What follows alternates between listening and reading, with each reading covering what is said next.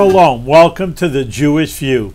My name is Rabbi Nachman Simon with the Chabad House of Dalmar, and today we're going to talk about a very interesting subject, Torah and psychology.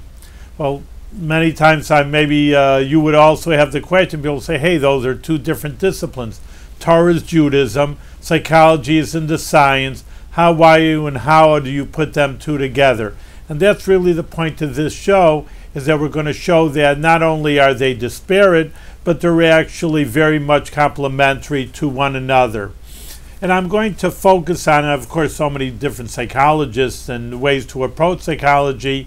Well, one that's close that I really like is Viktor Frankl. Dr. Viktor Frankl passed away in 1997. And let me give you some background information about him before we even talk about his ideas, because it's very important, because his name of his book, which sold millions of copies, was In Search of Meaning. That every person has many drives, and the person before him, the psychiatrist before him, is Dr. Freud, Sigmund Freud, and of course people know him, and there are different things, of course, that he said motivates a human being. The id is animalistic instincts. Every person's like an animal, so therefore he's going to act like an animal, and that's going to motivate him. Like an animal, for example, I'm hungry, I'm going to get food, I'm going to kill the prey. The tiger will kill the deer. I'm hungry, I don't care about the deer, I just know I have to eat. Very, very basic animal instincts. So a person also, hey, I'm hungry, I'm going to do what I can to get what I want.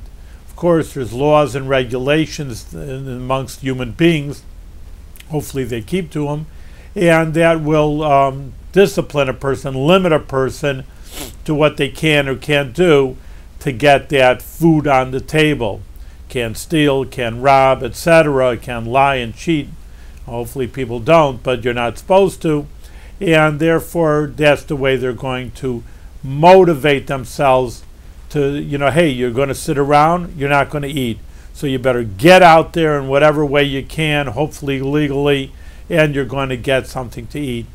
Well, that's very basic, as you understand motivation is, an animalistic instincts. There's other different schools of psychiatry, and it was very revolutionary. I'm going to talk about it, but want to give you a little bit of a background beforehand, was this Dr. Viktor Frankl. And he said people have to have meaning. Meaning that I compare and contrast that with many times where people say, oh, if I'd have fame and fortune, that would be it. That's my dream. So look at the people who have fame and fortune. There's nobody more than fame and fortune than the people in Hollywood. People know their names, they're on their screens, they know how they look, they're surely wealthy, and therefore, according to that theory, they should be the happiest people on the face of the earth. Well, we all know, we don't have to read the headlines too much to understand that sometimes they're the most unhappiest people on the face of the earth. They're always getting divorced, they can't find someone to love, there's a lot of times they commit suicide, and etc., etc. We all know the headlines. So where's the theory that fame and money and fortune, which a little bit are animalistic, hey, it's for me, and I want to feel good, and I want to get, buy whatever I want, almost like an animal going for prey. I'm going to go eat whatever I want, I'm going to get whatever I want. Is that going to make you happy? Well, we see we don't have to be any statisticians or psychologists or psychiatrists to understand that doesn't make a person happy necessarily. Can't hurt, as we always say, but on the other hand, it's not going to make you truly happy and content with life. So what is it? What really is important in a person's life? What's really worth striving for? And Dr. Frankl came up, and it seems like it maybe, when I say it doesn't seem revolutionary, but like I say, compared to the old theory of Dr. Freud, Sigmund Freud, it was very revolutionary, and we'll get into his obstacles, but with search of meaning. A person has to have meaning in life, purpose in life, in order to feel that, hey, I'm doing something worthwhile. So we'll talk about it. This way many people volunteer. Well, volunteer, surely that's by definition, you're not getting any money. And really, for the most part, there's no fame in it either. You do your job nicely in the back of an office sometimes, or helping a poor person. Your name's not in lights. But is that going to make a person happy? No fame, no fortune in it. But you see that people who volunteer, for example, are very, very satisfied with their life. But let me go back again, as I've been saying, to the biography of Dr. Viktor Frankl, because that's important to frame the issue and set the scene. Now, he was, like I said, a psychiatrist, and he was from Vienna, Austria, and he was born in 1905. So he really was an accomplished psychiatrist even before World War II. As we know, Vienna was really at the brunt. Right after Germany, the Nazis went into Austria, so it was right at the beginning of World War II. And he went there, and he became a psychiatrist, developing a theory of search of meaning, more of a positive attitude, but it really wasn't taken to, because really Dr. Freud, we could say, is more, you can see the negative. People reacting. I'm hungry, therefore. I want something, therefore I'm going to get it. And his idea of that a higher calling, I would more call a positive attitude in life, was looked down upon. Maybe nowadays, he has sold 10 million books, and he's very popular, and there's, they call it logotherapy, therapy of meaning. Logo means meaning in life. So maybe it doesn't sound so revolutionary today. People are more positive. But like I said, setting the scene and setting the situation in the 1930s, it really wasn't that popular. But now as we go further in life, which we know that happened in the 1930s, Hitler took over, the Nazis took over Germany, and like I said, the Anschluss, which was like the first colonization, if you want to say, in Germany of Austria. We speak German, they speak a dialect of German close enough. It's kind of the same country we wanted, and the Allies, everybody else says, all right, so take a little bit, and they gave in until World War II happened. But in the meantime, while the Nazis took over, they were just expanding their borders. Basic World War II history is that they were persecuting the Jewish people. They were doing it in Germany, they were doing it in Austria. Now really, the concentration camps weren't developed yet. Really it took time. Hitler came in, to make a long story very, very brief. But in 1933, Hitler took to power. He didn't build concentration camps right away. Most of the concentration camps anyway were built in Poland, and he only went to war there in 1939. Again, it's a long history, but they didn't immediately kill Jews. They bothered them, like I say, they persecuted them in different ways. They couldn't go to the same universities or sit on the same park benches, on and on, many laws of discrimination. But still, there was room to wiggle, meaning people lived there. For example, my mother-in-law, may she rest in peace, again, she lived in Germany. There were German Jews. And in 1933, as I just say, Hitler came to power. She didn't leave till 1939. That's like 5-6 years living under Hitler Germany. And in any case, it wasn't, it was bad enough to say the least, but it wasn't like, as we know, the concentration camps and gas chambers till a good few years later. In any case, while there was being persecuted, that a lot of Jewish people from Germany just packed up and left. Again, it's a whole subject in its own right, but America didn't really want these people either. There was nowhere to go. Palestine, which was Israel only became a state in 1948 after World War II. Then that they were ruled by Britain and Great Britain, and they weren't allowing the Jewish people to go there either. Really nowhere to go. But there was still immigration to America if you had a relative, if you have the means. So many German Jews left. Now in Austria was really the same situation for a while, just for a short while, but for a while, many people who could get out did get out. Now it's very interesting that Dr. Frankl could have gotten out because he did have relatives outside the country, but his parents weren't going to stay. You have that many times in and just it's only normal in history, Jewish history, but other history, person 70, 80 years old, when am I going to leave? I don't know the culture anywhere. I'll take my chances here. Let me just stay in a place that I know. In any case, that he was undecided. He didn't know to leave, which he could have left, or he had parents that were not going to leave. Well, in the meantime, like I said, there was persecution, that they were burning down synagogues, destroying Jewish artifacts. And he walked home, and one synagogue was broken up, and he took a stone, and from one of the, like a memento, whatever, a piece of rock that was destroyed from the synagogue, and he came home, and he was Jewish, but he didn't know really that much Hebrew, and he showed it to his father, and says there's some Hebrew writing on the stone, and I really don't know what it means. And it's interesting that his father said, well, you know, that many times, maybe even secularly, they have the Ten Commandments in stone in different places, but and also in on the ark in the synagogue, they also have them. This was made in stone. Sometimes it's on the curtain of the temple, but this was in stone. And one of the Ten Commandments, really the fifth commandment, is, and he said, well, this is just a fragment of stone, not the whole tablets, but it says honor in Hebrew, but the translation was honor your father and your mother. And that he took as a sign from heaven that he needed to stay, because you don't leave your parents in the lurch. In Nazi Germany, they're Jewish. What's going to be with them? In the end, the truth of the matter is they were taken to a concentration camp and they were killed. But still, they didn't know what the future was going to hold. In the meantime, that he says, well, I'm staying with my parents. It's a sign from God, a sign from heaven, that you have to take care of your parents. Well, lo and behold, that, you know, as we know the history, things went from bad to worse.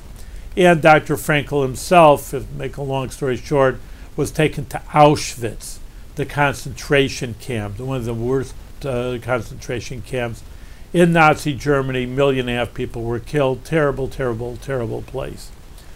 But now, in any case, he was a psychiatrist, we said. He was trying to bring out his ideas of search for meaning in life. He actually took his manuscript with him, but he lost it. The Germans frisked him down, and they took it away from him. He had nothing, but eventually was going to get out of Auschwitz, of course, when the Americans arrived. And then he rewrote his book. But in any case, it was like such a place when in Auschwitz was a laboratory, if you want to say it that way, a laboratory of just seeing who's going to live and who's going to die. What kind of people are going to survive? Because obviously a lot of people didn't. He says the people that had meaning. Hey, I have a relative in America, and I'm going to live it out because I have to see that relative. And I have a purpose to live. Those people lingered on, and they lived. And the people said, there's no hope, there's nothing worth living for. They would perish right away. So it's very interesting. I bring in an idea which I think is not a side idea, it's the same idea. My sister is an oncologist, that's a cancer doctor, and you would think people come to her cancer, you think, well, the big, husky, muscular people will last longer, they have more muscle in them, they're stronger, and the weak little person wouldn't last so long. And she says, and she's a scientist, and she says that's just not true. She says, I see the people who give up hope, you know, you can maybe strong as anything, they fade away very fast. And the people say, no, I have family, I'm going to beat the thing, and I'm going to recover. Those people last longer.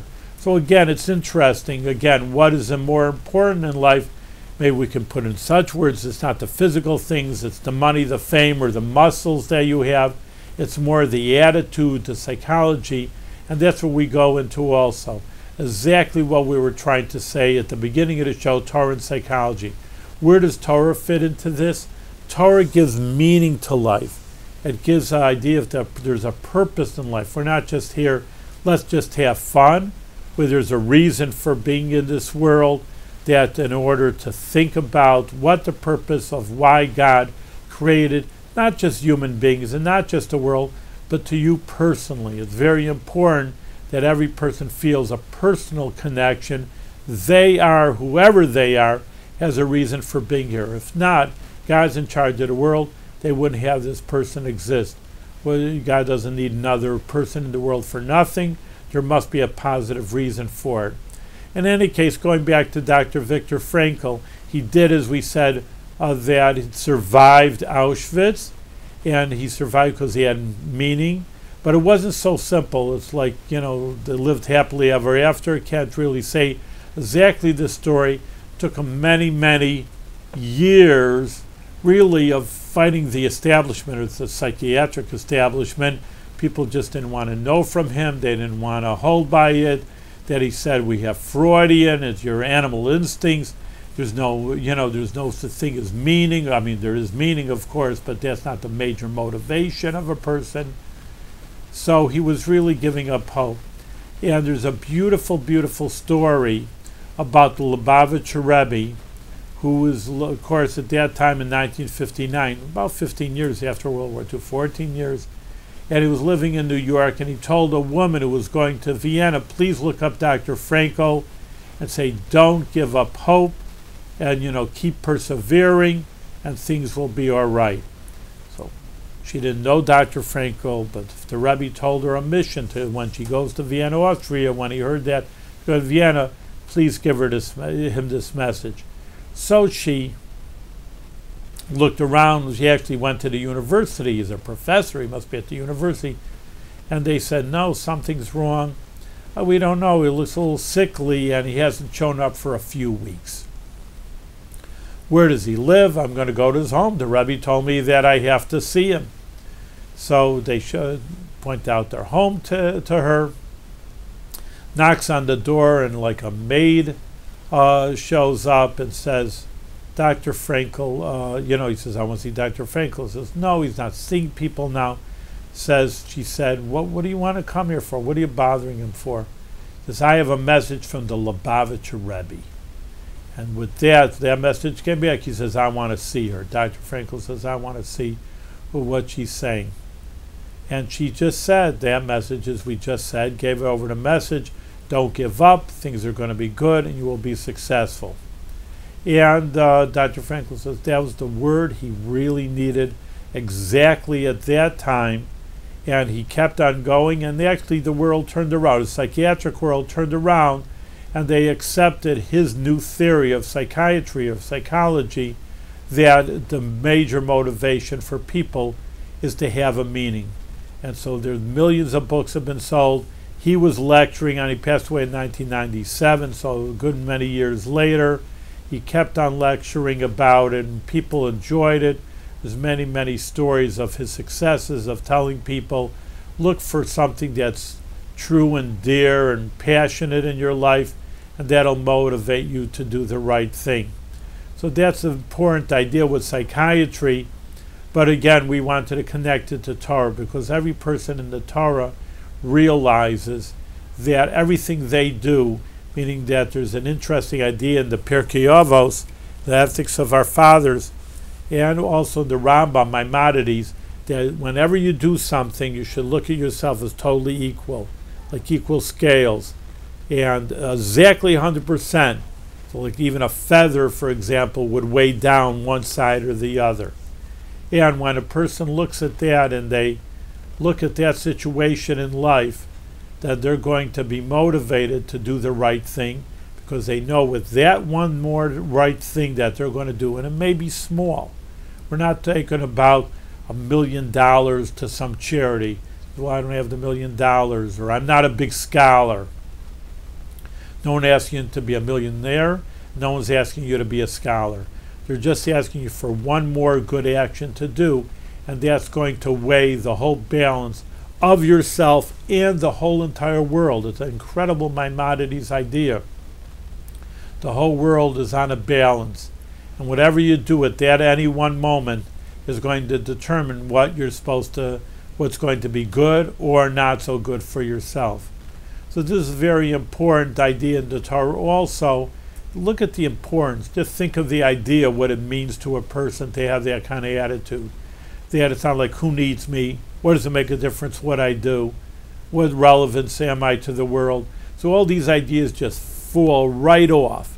That you know that every little thing that you do, and it may be small, again, so you say, well, a lot of people like say when I ask them for charity, I can't give much, Rabbi, so I'm not going to give anything. Well, why do you have that attitude? You give what you can, and that's important. You do what you can, and that's what's important. So again, that's really an opposing argument that you shouldn't listen to in yourself, of course, is that what does it make a difference what I do? I'm not important. But every smallest little thing is important, and that's what really true meaning is in the idea of meaning of life. So that's an important idea. That's what Dr. Frankl really always held important by the Rebbe. That was an important point. And another important, beautiful idea is, again, where is the soul? What is the soul? Do we have a soul? Like we said, we know we're animals. It's very interesting. A little bit it's right. I guess that's why people think that Dr. Freud is correct, because a little bit we are a little like animals. I mean, we do eat and drink and procreate like animals. We do have drive. Hey, I'm hungry. Where's the food? So a little bit we maybe even look a little bit like animals.